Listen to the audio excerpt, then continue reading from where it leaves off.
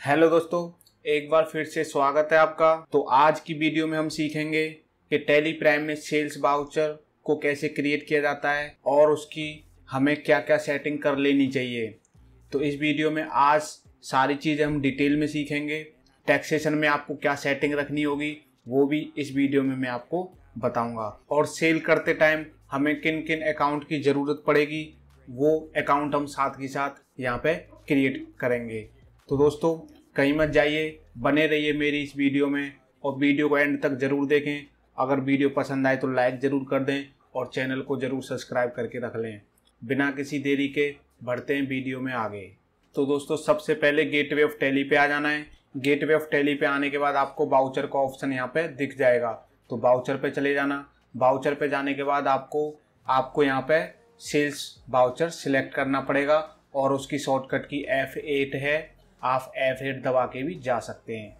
तो आपको इस तरह का इंटरफेस दिखेगा। सबसे पहले हमें सेटिंग देख लेते हैं कि हमने क्या क्या सेटिंग करके रखी हैं, तो आप भी वो सेटिंग ज़रूर कर लें। तो मैं सबसे पहले आपको वो सेटिंग बता देता हूँ। तो यहाँ पे F11 में चले जाना। F11 में जाने के बाद आपको शो मोर फीचर्स का ऑप्शन दिखेगा, इसको यस कर लेना। इसको यस करने के बाद शो ऑल फीचर्स आपको दिखेगा, आप इसको भी यस कर लेना।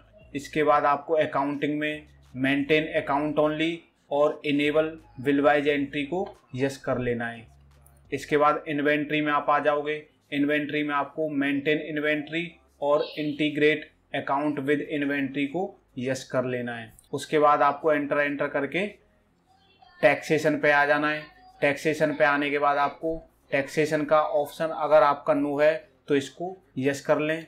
यस करने के बाद आप सबसे पहले स्टेट, जो भी आपकी स्टेट होगी वो आप यहाँ पे डाल दोगे। उसके बाद रजिस्ट्रेशन टाइप आपका कंपोजिशन या रेगुलर वो आप यहाँ से सिलेक्ट कर लोगे। थर्ड ऑप्शन को आप नो ही रहने दें। इसके बाद आप GST एप्लीकेबल फ्रॉम यहाँ से सिलेक्ट कर सकते हैं कि आपको GST एप्लीकेबल कब से करनी है।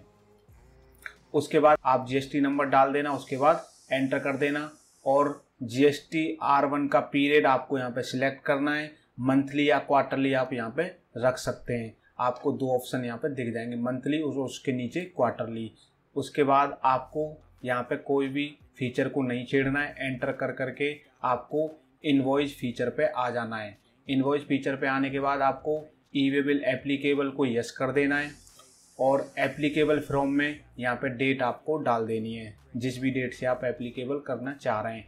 थ्रेशोल्ड लिमिट में आपको यहाँ पे इनवॉइस वैल्यू को सिलेक्ट कर लेना है, इनवॉइस वैल्यू। उसके बाद लिमिट में आपको अपने हिसाब से सेट करनी पड़ेगी। अलग अलग स्टेट की अलग अलग लिमिट होती है। मैंने यहाँ पे 50,000 करके रखी है, तो 50,000 या 50,000 से ऊपर की वैल्यू का बिल मैंने बनाया है तो ही ई-वे बिल जनरेट होगा। अगर 50,000 से नीचे का बिल होगा तो ई-वे बिल जनरेट नहीं होगा। उसके बाद आप एंटर कर देना। एप्लीकेबल फॉर इंटर स्टेट को यस कर लेना और इसमें भी आपको 50,000 लिमिट डाल देनी है। उसके बाद एंटर कर देना। एंटर करने के बाद आपको ऑप्शन दिखेगा print e-way bill with invoice, आप इसको यस कर सकते हैं। उसके बाद ई इनवॉइस एप्लीकेबल, तो अभी ये वीडियो विदाउट ई इनवॉइस वालों के लिए है, इसलिए इस ऑप्शन को मैं नो रहने देता हूँ और इसको एक्सेप्ट करा देता हूँ। और उसके बाद आपको यहाँ पे कुछ नहीं छेड़ना, आप एंटर करके इसको एक्सेप्ट करा देना। तो दोस्तों अभी हमने ये सेटिंग कर ली है, तो इतनी सेटिंग आपको यहाँ पे करनी थी। अब मैं आपको एक चीज़ और बता दूं, मैंने इसके बारे में आपको बताया था कि सेल्स की जगह यहाँ पे आपको सेल्स दिख रहा है, तो आपके जब इनवॉइस जनरेट होगा आप प्रिंट निकालोगे तो वहाँ पे ऊपर टॉप पे लिखा आएगा सेल्स। तो आप वहाँ पे tax invoice, commission invoice, service invoice या कोई अदर डिफरेंट नेम अगर चाहते हो तो आपको यहाँ पे सेल्स हटा के दूसरा नाम लिखना पड़ेगा। वो कैसे लिखेंगे वो हम यहाँ पे देख लेते हैं। तो उसके लिए आप गेटवे ऑफ टैली पे चले जाना। गेटवे ऑफ टैली पे जाने के बाद आपको यहाँ पे क्रिएट का ऑप्शन दिख जाएगा। क्रिएट पे जाने के बाद आप वाउचर टाइप पे चले जाना। वाउचर टाइप पे जाने के बाद आपको यहाँ पे वो नाम डालना है जिसे आप चाहते हो कि आपके इनवॉइस के टॉप पर लिखा आए। तो मैं यहाँ पे टैक्स इनवॉइस लिख देता हूँ। टैक्स इनवॉइस के बाद मैं एंटर करता हूँ। एंटर करने के बाद आपको सिलेक्ट टाइप ऑफ वाउचर में सेल्स सिलेक्ट करना होगा। सेल्स सिलेक्ट करने के बाद आपको एंटर करके इसको एक्सेप्ट करा देना है। in my veins, I've been driving this train, years in this lane, there's no. अब हम चले जाते हैं सेल्स वाउचर पे। Man, I changed it to play how I like, rearranged it to my own domain. Yeah, I got what it takes. अभी भी आप देख सकते हैं यहाँ पे कि सेल्स ही लिखा आ रहा है। इसके लिए हमें क्या करना पड़ेगा, F8 प्रेस करना है। F8 प्रेस करोगे तो आपको यहाँ पे दो ऑप्शन दिख जाएंगे, सेल्स और उसके नीचे आपको दिखेगा टैक्स इनवॉइस, जो कि हमने अभी अभी क्रिएट किया है। तो हम टैक्स इनवॉइस सिलेक्ट कर लेंगे। तो अब आपके इनवॉइस पर जो हमने लिखा है टैक्स इनवॉइस वो लिखा आएगा। तो ऐसे ही इसको आप चेंज कर सकते हैं। अगर आप यहाँ पे कुछ और भी लिखना चाहते हैं तो वो भी यहाँ पे लिख सकते हैं। अब हम शुरू करते हैं कि सेल्स वाउचर कैसे क्रिएट किया जाता है। सपोज हमें काना ट्रेडिंग को एक इनवॉइस इशू करना है, तो हम सबसे पहले पार्टी नेम में काना ट्रेडिंग डालेंगे KA। जैसे ही मैंने KA टाइप करा तो एरर दिखा दिया, स्पेलिंग एरर, यानी कि काना ट्रेडिंग के नाम से मेरे पास कोई लेजर अवेलेबल नहीं है। तो सबसे पहले यहीं से हम काना ट्रेडिंग के नाम से एक लेजर क्रिएट कर लेंगे। तो Alt+C प्रेस करके हम लेजर क्रिएशन की स्क्रीन पर चले जाएंगे। उसके बाद यहाँ पे काना ट्रेडिंग के नाम से लेजर क्रिएट कर लेते हैं। एंटर करके आप अंडर ग्रुप में इसको सन्ड्री डेटर करेंगे, क्योंकि हम किसी को सेल करते हैं तो वो हमारा देनदार हो जाता है। तो सन्ड्री डेटर में इसको सिलेक्ट कर लेंगे और यहाँ पे maintain balance bill by will इसको यस कर लेना और एंटर करके आप इसके एड्रेस पे आ जाना और यहाँ पे जो भी काना ट्रेडिंग का एड्रेस होगा वो हम यहाँ पे डाल देंगे। मैं यहाँ से कॉपी कर लेता हूँ। उसके बाद एंटर करेंगे और स्टेट सिलेक्ट कर लेंगे। ये आपको मैं पहले बता चुका हूँ कि लेजर कैसे क्रिएट करते हैं, तो इस पे ज़्यादा हम टाइम ख़राब नहीं करते। यहाँ पे पैन नंबर डालना होता है, मैं फ़िलहाल नहीं डाल रहा हूँ, अगर आपके पास है तो ज़रूर डालें। उसके बाद इसका GST नंबर मैं यहाँ से कॉपी कर लेता हूँ। एंटर करके इसको एक्सेप्ट कराऊंगा, लेकिन उससे पहले आप देखेंगे यहाँ पे एरर आ चुका है, क्योंकि मैंने यहाँ पे GST नंबर गलत डाला है। लेकिन आप सही डालें तो कोई एरर नहीं आएगा। मैं इसको एक्सेप्ट करा देता हूँ। इसके बाद डिस्पैच डिटेल में आपको जो भी यहाँ पे डिटेल फिल करनी है वो आप यहाँ पे फिल कर सकते हैं। एंटर कर करके इसको एक्सेप्ट करा देना। यहाँ पे आप व्हीकल नंबर भी डाल सकते हैं और इसको एक्सेप्ट करा देना। इसके बाद कॉन्फ़िगरेशन में चले जाना है और इन सारे ऑप्शन को यस कर लोगे तो आपको इस तरह की डिस्प्ले आ जाएगी। उसके बाद एंटर कर करके इसको आगे बढ़ जाएं।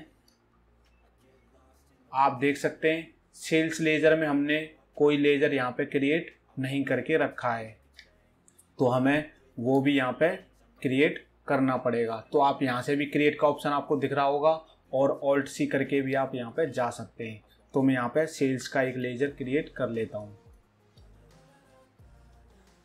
और सेल को सेल्स में लेंगे। सेल अकाउंट में आपको यहाँ पे मिल जाएगा। उसके बाद एंटर कर देना और कुछ नहीं करना, सारी इसको एप्लीकेबल ही रहने दें और एंटर करके एक्सेप्ट करा दें। इसके बाद आपको यहाँ पे नेम ऑफ आइटम दिखेगा कि अगर आपको सर्विस सेल करनी होगी तो आपको यहाँ पे एक ऑप्शन दिखेगा चेंज मोड का। Ctrl+S से भी आप यहाँ पे जा सकते हैं। अगर आपको आइटम की इनवॉइस जनरेट करनी है तो आप आइटम इनवॉइस सिलेक्ट करेंगे। अगर आपको कोई सर्विस सेल करनी है तो आप अकाउंटिंग इनवॉइस सिलेक्ट करेंगे और एज ए वाउचर भी यहाँ पे सिलेक्ट कर सकते हैं।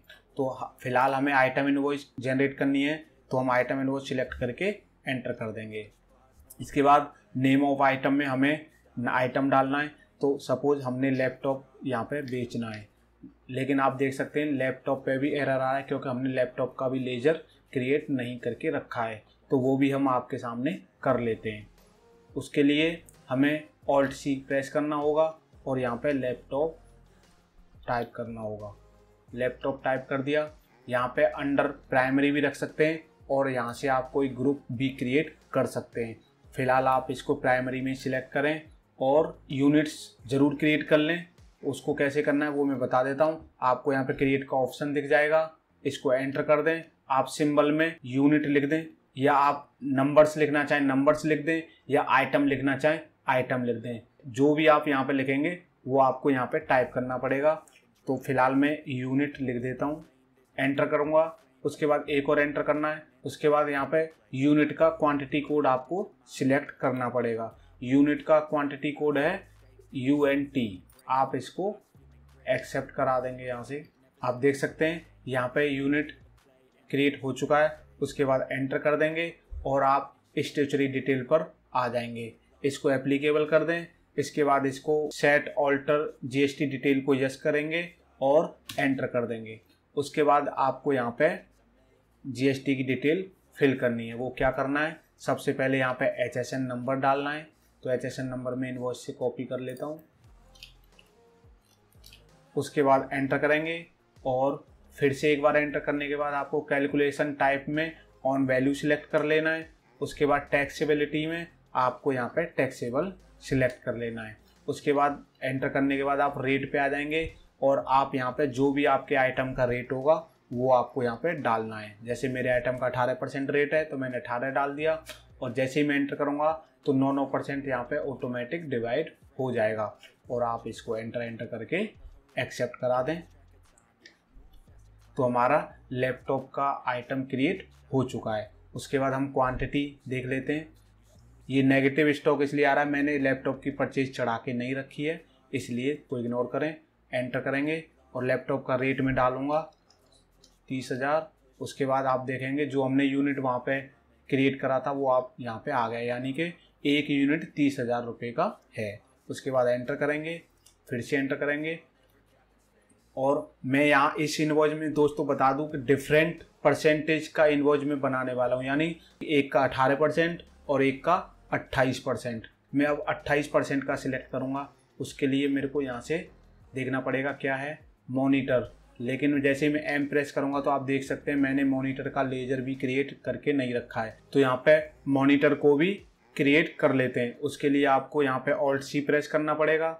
उसके बाद मॉनिटर यहाँ पे टाइप करना पड़ेगा। मैं यहाँ से मॉनिटर कॉपी कर लेता हूँ और इसको एंटर करके प्राइमरी सिलेक्ट कर लूँगा और यहाँ पे यूनिट अब आपको हर बार यहाँ पे यूनिट या कोई भी आप एक बार यहाँ पे क्रिएट कर दोगे यूनिट्स तो आपको बार बार क्रिएट करने की ज़रूरत नहीं पड़ेगी। आप यहीं से सिलेक्ट कर सकते हो। जब भी आप न्यू लेजर क्रिएट करोगे या स्टॉक आइटम क्रिएट करोगे तो आपको यहाँ से मिल जाएगा।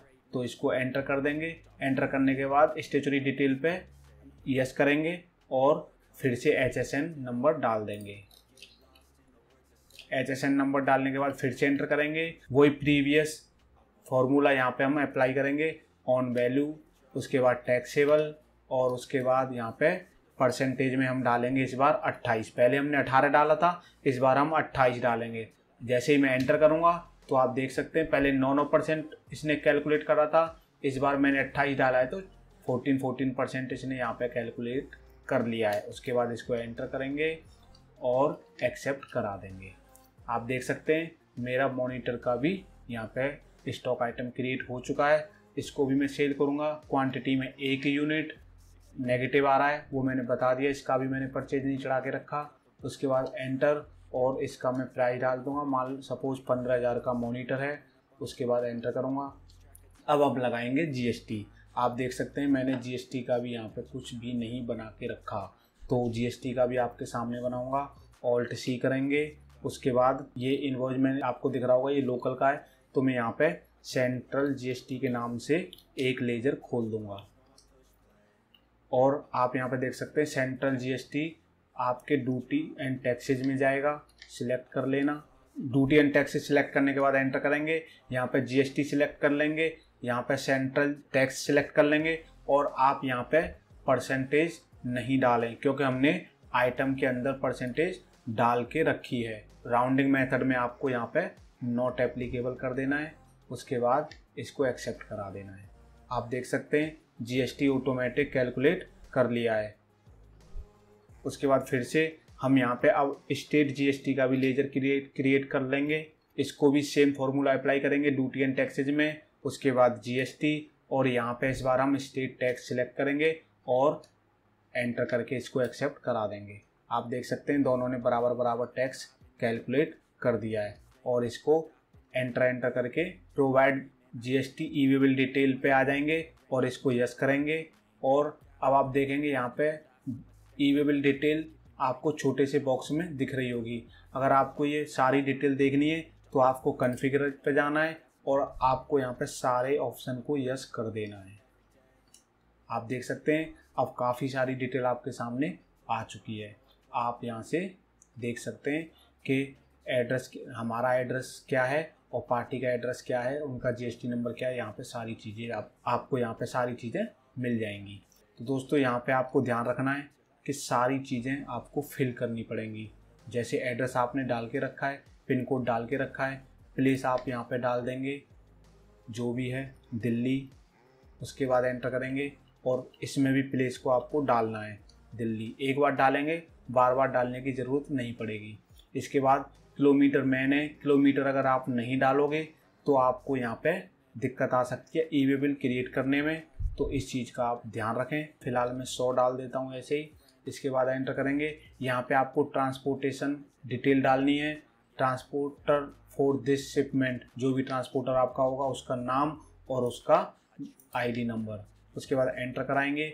बाई रोड सिलेक्ट कर लेंगे, अगर आपका रोड के थ्रू जा रहा है, रेल से जा रहा है तो रेल सिलेक्ट कर लेंगे, एयर से जा रहा है या शिप से जा रहा है, जैसे मर्जी आप यहाँ से सिलेक्ट कर सकते हैं। मैं नोट एप्लीकेबल कर देता हूँ और इसको एंटर करके यहाँ पे आपको मेथड ऑफ एडजस्टमेंट दिखेगा, तो आप यहाँ पे न्यू रेफरेंस को सिलेक्ट करेंगे। वैसे तो ऑटोमेटिक न्यू रेफरेंस आएगा ही, फिर भी आप अगर नहीं आता तो न्यू रेफरेंस सिलेक्ट करके इसको एंटर कर देंगे और आप नरेशन पे आ जाएंगे। नरेशन डालने के बाद आप एंटर करेंगे और इसको एक्सेप्ट करा देंगे। अब आपको यहाँ पे एक मैसेज आएगा, do you want send voucher detail for E way bill generation. आप इसको यहाँ पे यस कर देंगे और जैसे ही आप इसको यस करेंगे तो आपका बिल और ई वे बिल जनरेट हो जाएगा। मेरे पास ये वार्निंग इसलिए आई है क्योंकि मैंने जीएसटी नंबर गलत दिया था, आपको पता है, और मैंने कोई किलोमीटर अच्छे से नहीं डाला, इसलिए ये एरर यहाँ पे आ चुका है। इसको आप इग्नोर करो। वैसे आपका इनवॉइस जनरेट हो चुका है। बाकी हम देख लेते हैं कहाँ पे हुआ है। उसके लिए हमें जाना पड़ेगा, सबसे पहले डी दबाएंगे डिस्प्ले के लिए, उसके बाद ए दबाएंगे अकाउंट्स बुक के लिए, और उसके बाद एल दबाएंगे लेजर के लिए, और आप यहाँ पे सेल देखेंगे, सेल का लेजर सिलेक्ट करके और एंटर कर देंगे। अब आप देख सकते हैं 1 अप्रैल को हमने काना ट्रेडिंग को टैक्स इनवॉइस वाउचर नंबर 1 45,000 का इशू किया है। तो ये था इसका प्रोसेस। आप देख सकते हैं यहाँ पे इनवॉइस बन चुका है। उम्मीद है आपको अच्छे से समझ आया होगा।